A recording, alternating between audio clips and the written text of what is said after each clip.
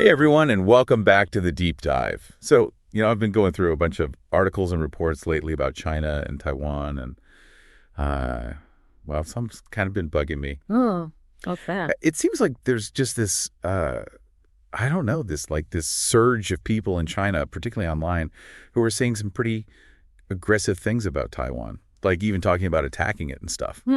Yeah, that's definitely something we've been seeing more of. It's a complex issue for sure. It really is. And I'm like, is this just me? Like, am I misinterpreting things? Is there some sort of cultural disconnect I'm just not getting? Well, cultural perspectives always play a role in how we see the world, And when you're dealing with something as sensitive as cross-strait relations, even small differences can get magnified. Yeah, that makes sense. So, okay, let's actually jump into some of this stuff. This one article I have here quotes Shen Yi. He's a professor at Fudan University over in Shanghai. Okay, yeah, Fudan. And he's basically saying that Taiwan just needs to be, beaten up. And I'm like, whoa, especially coming from a scholar, that's pretty disturbing. Yeah, that's pretty strong language for sure. It's important, though, to understand the context here. The Chinese government's stance on Taiwan has been pretty consistent for a long time. And they've never really ruled out the use of force to achieve unification. Right. I mean, the government's position is clear, but what's been weirding me is, it's not just official statements anymore. It's like everyday people. Yeah. Regular folks online are echoing this kind of aggressive talk. Yeah, you're right. It's definitely more widespread now, and that's what's a little worrying. Things are getting a little tense there. Definitely. And a lot of people in Taiwan are looking at China like, not so sure about you as a neighbor anymore. Yeah. China keeps talking about this peaceful reunification thing. Like, imagine someone's doing push-ups in your front yard nonstop, and then they send you a letter that's like, hey, why don't you just move in with me? It's not exactly a welcoming vibe. Isn't that really? Yeah. A little creepy. Yeah, a little bit. Makes you want to lock the doors. One of the sources we looked at talked about how all this from China is like a pressure cooker. It's building up this distrust and resentment. Yeah, okay, pressure cooker. Pressure, I get that. Yeah. But then there's this whole peaceful reunification idea. Mm-hmm. Like, how can you even talk about peace when one side feels super threatened? That's the central question. It's like trying to have a chill picnic. Yeah. While a bear is, circling you. That's a good analogy. Right. Not very peaceful. Mm-hmm. So can peace and distrust even exist together in the same, sentence? Well, that's what we're trying to figure out. Right. The sources we looked at actually bring up some historical examples where reconciliation seemed impossible, but somehow things changed. Like what? Give me an example. Well, like South Africa. Oh, yeah. After apartheid. Yeah, with that truth and reconciliation thing. Exactly. That's the one. Yeah, I remember that from school, kind of. It's a powerful example of owning up to past wrongs, Mm-hmm. Even when there's so much anger and pain, it can be the first step to healing. Oh, so are you saying there's a chance for Taiwan and China? We'll have a big truth and reconciliation moment? It's complicated. Yeah. But it's definitely something to think about. Okay. I mean, it's got to be better than, Yeah. military drills and pressure cookers. Let's be real, though. Yeah. There's a lot of skepticism in Taiwan. I bet. About whether China's really interested in reconciliation. Right. And the sources bring up a big reason why. Mm-hmm. Hong Kong. It's like the elephant in the room. That's one way to put it. Right. Yeah. So for anyone who needs a refresher, Hong Kong was a British colony until 97. Right. Then it went back to China under this one country, two systems deal. Exactly. So China basically promised that Hong Kong would keep its own thing going. Yep, keep its own systems. Separate from mainland China. Keep its freedoms. Freedoms, autonomy, the whole deal. Yeah, for at least 50 years. 50 years. Yeah, that was the promise. But plot twist. Yeah, things didn't exactly go as planned. Understatement of the century. Maybe. Yeah. It's been rough. So over the past few years, we've seen all these freedoms getting chipped away. Yeah, crackdowns, restrictions. Not good. Not good at all. It's like China said, hey, we promised you this whole two systems thing. Right. But just kidding. Yeah, not exactly building trust. Nope, not at all. It's understandable why people in Taiwan are nervous. Totally. It's like trying to convince someone to get in a car with you after you just totaled your last one. Makes sense. Right. Sneaky. And let's not forget about the not-so-peaceful stuff. Oh, right, yeah. The military drills near Taiwan. Definitely sending a message. Right, like a friend who flexes their muscles while staring you down. Not subtle at all. Not at all. And then there's the whole thing of trying to isolate Taiwan diplomatically. Yeah, blocking them from organizations weakening their position. Right. So it's like carrots and sticks. It's a good analogy. Right. They dangle some economic goodies, Mm-hmm. but they're also flexing those military muscles. It's all part of the strategy. A very complex strategy Very complex. to pressure Taiwan into doing things China's way. Yeah, and there's this quote from a professor at Fudan University in China that really highlights this. He was talking about Taiwan and Hong Kong being colonies. And he just casually says, you just beat them up. Right. That's harsh. And kind of ironic coming from China. It's definitely controversial. Right. Given their history of being colonized. Yeah, it's a bit mud. Not a great argument for peace. It's important to understand, though, that this view Okay. is held by a lot of people in China. Yeah. And it shapes their approach to Taiwan. It's like they're looking through a distorted lens. Yeah, where the past justifies everything. Right. Even if it's not okay. Exactly. So we've got this historical baggage, Yeah. conflicting narratives, and some very real fears. Definitely a lot to unpack. Not exactly a recipe for a peaceful picnic, is it? No, not really. Right? So how do we even begin to navigate all of this? That's the big question, isn't it? Yeah, and that's what we're going to try to figure out in this deep dive. Stay tuned. Yeah, stay with us. We're just getting started. And then you've got the spread of all this misinformation on social media, too. Stories about, like, the military unification of Taiwan, even though the government has called them rumors. You know, it creates this really tense atmosphere. Yeah, no kidding. It feels very charged up for sure. And then on top of that, you have some pretty influential figures in China, like not just random people online, but, people with platforms making these really hardline statements about using force to unify Taiwan. It all feels very connected somehow. Like, is there a link between what the government's saying and what we're seeing from these everyday citizens? It's hard to say definitively, but there are signs that the government stance might be influencing public opinion. There's this quote here from a Taiwanese politician who was at the Streets Forum. The forum. Yeah, the one that's supposed to improve relations between China and Taiwan. And he said that the level of hostility he felt from people there was way higher than before. Oh, wow. So that does suggest a link. But does that mean that everyone in China wants to attack Taiwan? That can't be true. No, absolutely not. We can't overgeneralize here. There are tons of different viewpoints within China, just like anywhere else. In fact, there's this poll we found that said only 1% of Chinese citizens actually support going to war with Taiwan. Oh, okay. That makes me feel a little better. Mm-hmm. I mean, 1% is still a lot of people, but at least it's not the whole country. What about those influencers we were talking about before? Weren't there some specific examples of them making threats towards Taiwan? Yeah, there are a few that stand out. One is this Taiwanese influencer who goes by Yu online. He made a whole documentary about how China tries to use Taiwanese influencers for their own propaganda. Yeah. And he even talked about being personally threatened by Chinese officials. That's scary. It is. It really makes you wonder what's going through people's minds. But it does kind of bring us back to what we were talking about before, about how personal experiences shape how we see the world. And how that can sometimes lead people down a really dangerous path. Right.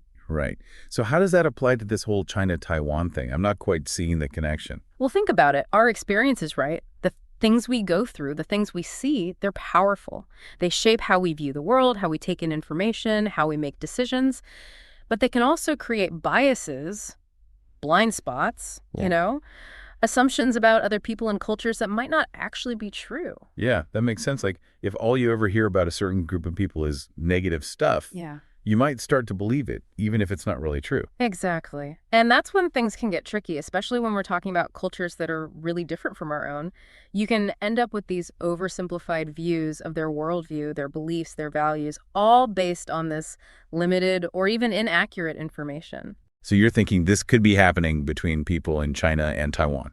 It's definitely possible. I mean, the cultural and political differences between China and Taiwan are pretty huge. So, yeah, it's not hard to imagine that some people in China, especially those who've never even been to Taiwan or met any Taiwanese people, might be forming their opinions based more on like propaganda or just limited information than on any real understanding of what's going on. Okay, so where do we go from here? I mean, we have these like deep cultural differences and all this misinformation flying around. Yeah. And a government that's like, yeah, we might use force. Is there any hope for things to chill out between China and Taiwan? That's the million-dollar question, isn't it? And there's no easy answer. And for me, that starts with understanding. Right, understanding. But how do we even get there? It seems like things are just getting more tense, not less. Yeah, you're right. It's not a quick fix. But if we're talking about these misunderstandings coming from people not having any real experience with each other, relying on biased information, maybe part of the solution is bridging that gap. Okay, so what do you mean?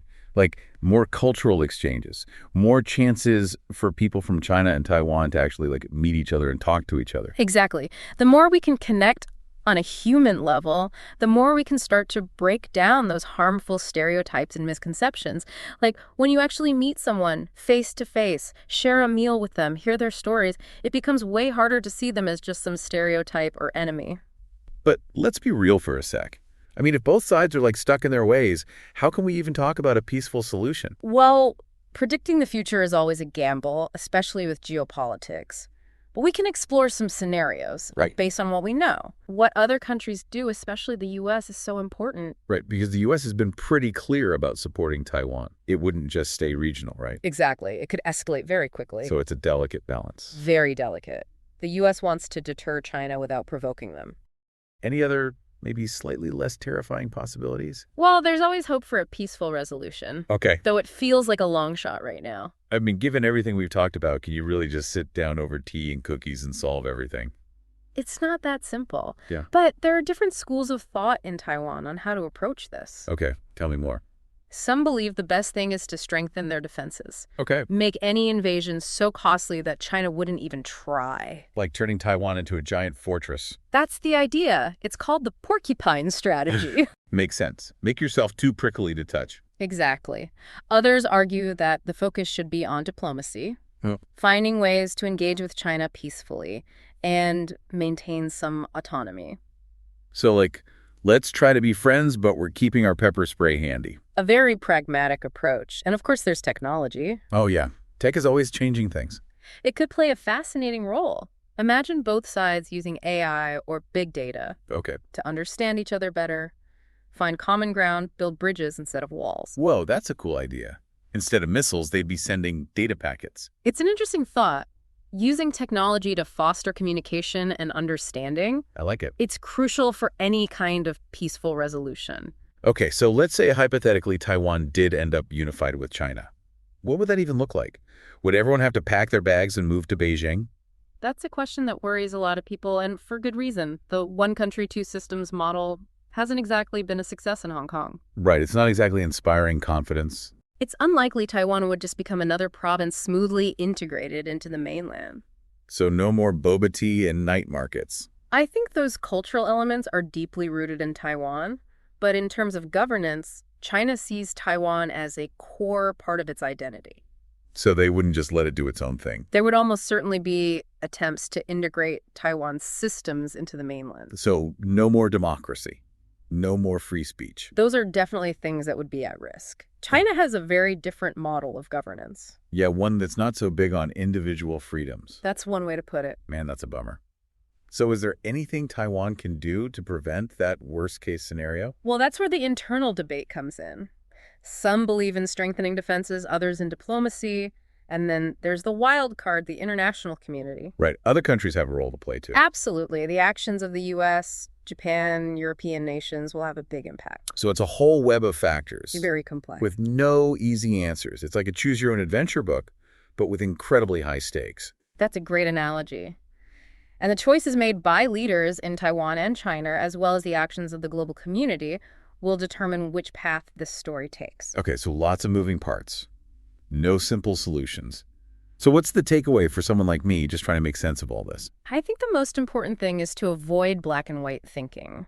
This isn't a movie with clear-cut good guys and bad guys. It's a real-world situation with a long history, competing interests, and a lot of human emotion involved. It's not about picking a side and cheering. Right. It's about understanding the nuances, the complexities, the human stories. So it's more about understanding than judging. Exactly. And recognizing that there are no easy solutions.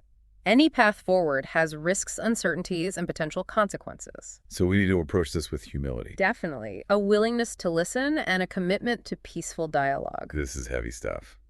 I feel like I need a mountaintop meditation retreat. Maybe a walk in the park would do the trick. But you've hit on something important, the importance of engaging with these issues thoughtfully, critically, and with an open mind. Right. Do your own research. Question your assumptions. Seek out different perspectives. Because ultimately we need to be informed citizens. Absolutely. That's the foundation of a functioning democracy. And that goes for the global stage, too. The more we understand, the better equipped we are to advocate for peace. So when it comes to Taiwan and China, what are the signs of genuine peace? What should we be looking for? Well, first, a real commitment to dialogue. Okay, so actual conversations. Yes, not just threats or posturing. Like sitting down and listening. Exactly, creating a space for open and honest communication. Where everyone feels respected. And where solutions can come from understanding. Okay, that's dialogue. What else? Respect for human rights. Okay. You can't have real peace if people are being oppressed. So things like freedom of speech. Yes. Freedom of the press. Exactly. Freedom to gather. Those are the foundations of a free society. And you can't have peace without freedom. Right. So if China wants peaceful reunification with Taiwan, they'd need to show they're serious about those rights. Not just for people in China, but in Taiwan, too. Oh, absolutely. So no more of this one country, two systems thing. I think Hong Kong showed us that doesn't work. Right. That was a bit of a disaster. How do we deal with that? You're not wrong. Those political realities definitely play a role.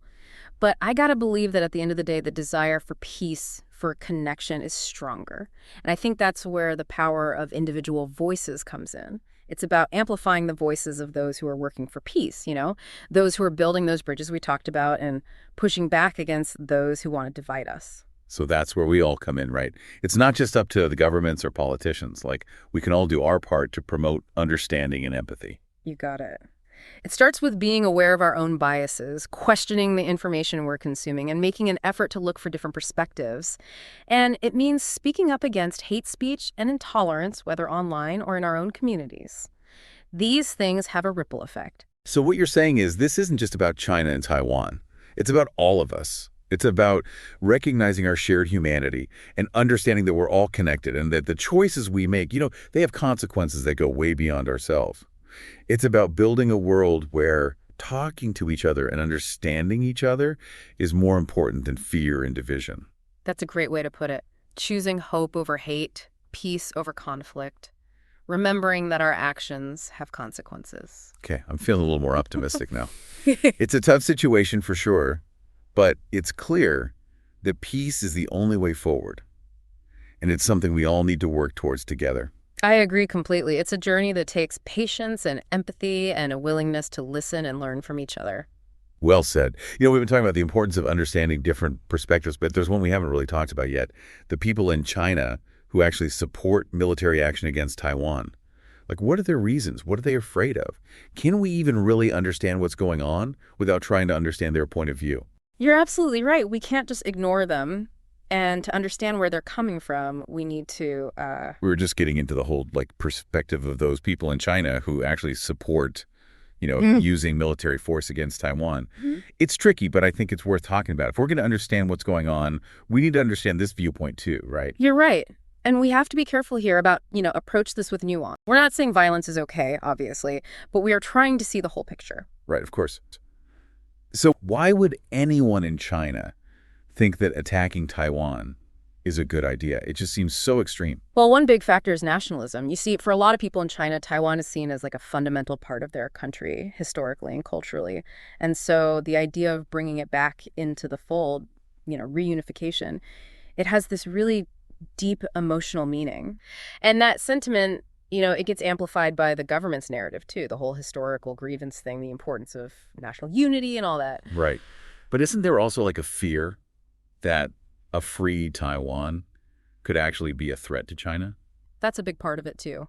Some in China see Taiwan's independence as a potential danger, especially with the whole U.S.-China rivalry thing going on.